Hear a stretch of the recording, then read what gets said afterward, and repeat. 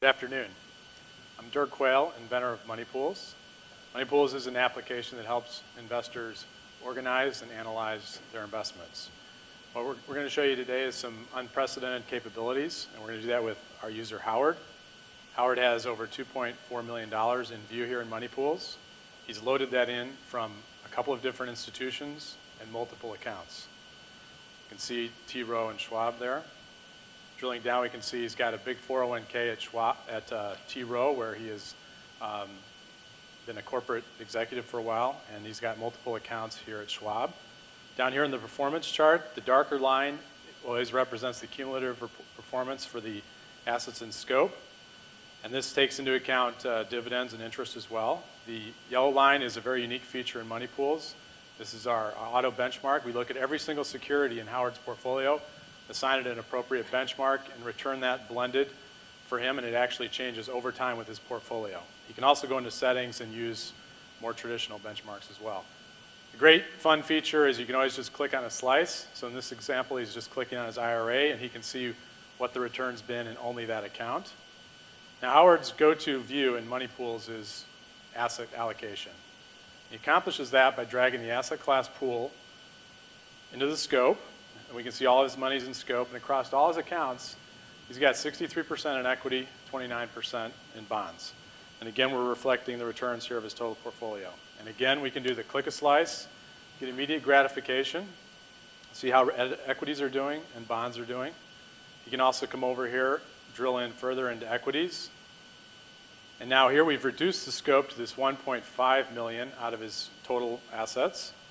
And this total return is based only on his equity investments. The benchmark we've automatically calculated for him is related only to his equity investments.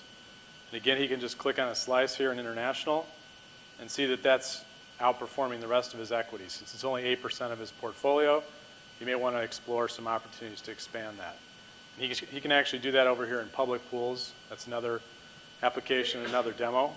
Going back up to the asset allocation view, here we've got equities versus bonds. That's a pretty traditional view. Howard and other investors also like to drill down to the sub-asset class level. In this case, we already saw equities become US and international. He can go further and look at things like small cap, large cap exposure. His bond exposure goes further down, intermediate, municipal, short term. Again, we can just click on a slice and see how his municipals are doing. Coming back up to the top, we can take a look at some other pools here. We've been looking at asset class, which is an auto pool.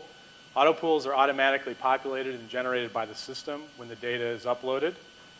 There's also my pools that have all been created by Howard. He can create those categories, as many as he wants. He can also create a hierarchy under them that goes as deep as he would like. Now he's going to look quickly at his goals here.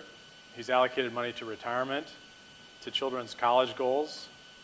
And he really wants to take a closer look at his eldest daughter, her college goals. Now we can see again we've reduced the scope to 137,000 out of his total.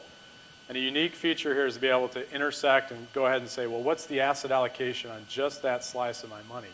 So now we've isolated his college for his daughter. You can see the equity is lower, it's more conservative because he needs that money within a couple of years. One more category we want to look at is type. I think type's a real critical category that a lot of investors should look at but don't. Howard likes to invest in stocks, but he basically knows he shouldn't. He knows it's too risky. In this case, he likes to keep his total investments in stocks under 15% of his total. This is a real easy way for him to just aggregate that across his accounts and keep track of that. And of course, he can do a quick look at the returns. Even better, he can step down and say, let's just focus on my stocks, the 300,000. What's the return I'm getting on my stocks? And how, more importantly, how's that doing relative to an appropriate benchmark? There again, I think very few people have any concept of how have my stocks done against an appropriate benchmark. Should I be investing in stocks? But it gets even better. He can go one level further. He can go into strategies. Now at his highest level, he has the concept of my ideas, third-party ideas. He wants to track those over time. Have all those investing websites been good to me? Have my ideas been good? So at an aggregate level, he can do that. He can also drill down to sub-strategies within each of those categories. And under smart money, we have something like Buffett, who he's been following. It's done well. He's been following these sovereign funds lately in some of their investments. A little bit problematic on that, so he wants to drill in and see what's going on with sovereign. He can go all the way down to the positions in that pool and see Merrill Lynch and Citi and see the individual performance for each of those. And I think I'm out of time here. There's a lot more.